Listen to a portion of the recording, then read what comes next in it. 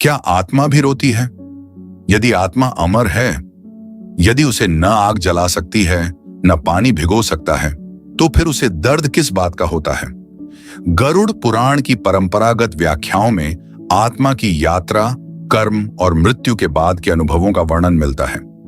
इन्हीं मान्यताओं के आधार पर कहा जाता है कि आत्मा को सबसे अधिक पीड़ा तब होती है जब उसे अपने कर्मों का बोध होता है और अपने प्रियजनों से बिछड़ना पड़ता है।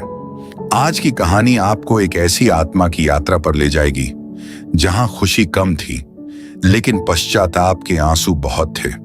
वीडियो के अंत तक बने रहिए, क्योंकि अंतिम रहस्य शायद आपकी सोच बदल दे। एक गांव में मोहन नाम का व्यक्ति रहता था।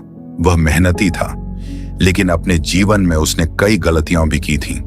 उसने कई बार अपने बूढ़े माता पिता का अपमान किया, पत्नी और बच्चों के साथ समय बिताने के बजाय धन कमाने में ही लगा रहा।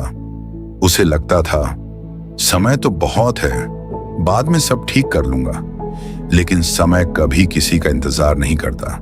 एक रात अचानक उसे तेज सीने में दर्द हुआ। कुछ ही क्षणों में उसकी सांसें रुक गईं। घर में रोने की आवाज गूंज उठी।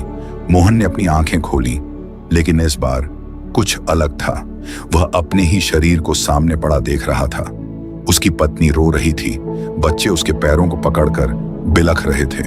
वह चिल्लाया, मैं यहीं हूं, मैं मरा नहीं हूं। लेकिन किसी ने उसकी आवाज नहीं सुनी।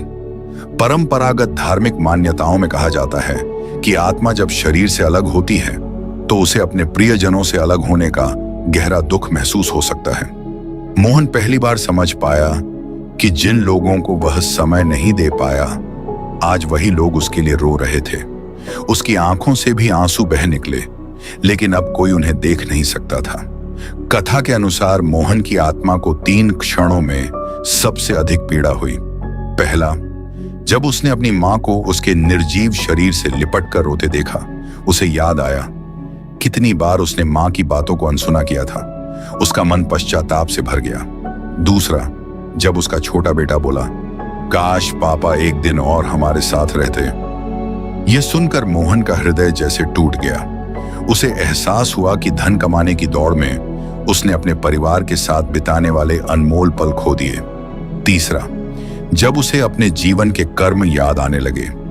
परंपरागत मान्यता है कि मृत्यु के बाद आत्मा को अपने किए गए कर्मों का स्मरण होने लगता है। उसे समझ आया कि जिन लोगों का उसने दिल दुखाया, वे घाव केवल शब्दों से नहीं भरते। यही वह क्षण था जब उसकी आत्मा सबसे अधिक रोई। उसी समय एक दिव्य प्रकाश प्रकट हुआ। एक तेजस्वी संत ने कहा, रोने से अतीत नहीं बदलता, लेकिन जीवित लोग आज भी अपने कर्म बदल सकते हैं। उन्होंने आगे कहा, यदि तुम चाहते हो कि मृत्यु के बाद आत्मा को पछताना न पड़े, तो आज ही अपने माता पिता का सम्मान करो, अपने बच्चों को समय दो, क्षमा मांगो और किसी का हक मत छीनो। यही सच्चा धर्म है। मोहन की आत्मा शांत होने लगी। उसे समझ आ गया कि सबसे बड़ा धन पैसा नहीं, बल्कि प्रेम, सेवा और अच्छे कर्म है। गरुड़ पुराण की परंपरागत व्याख्याएं हमें यह संदेश देती हैं कि आत्मा की सबसे बड़ी पीड़ा अपने अधूरे प्रेम, अधूरे कर्तव्य और बुरे कर्मों का बोध है। इसलिए ऐसा जीवन जियाना कि जब अंतिम समय आए तो पछतावे के आंसू नहीं, संतोष की मुस्कान हो। यदि आपके माता पिता जीवित हैं, आज ही उन्हें गले लगाइए। यदि किसी से मन मुटाव है, आज ही उसे समाप्त कीजिए, क्योंकि कौन जानता है कल का सूरज हम सब के लिए उगे या नहीं। अगर इस कथा ने आपके मन को छुआ हो तो वीडियो को लाइक करें, चैनल को सब्सक्राइब करें और कमेंट में लिखें AUM नमो नारायणाय।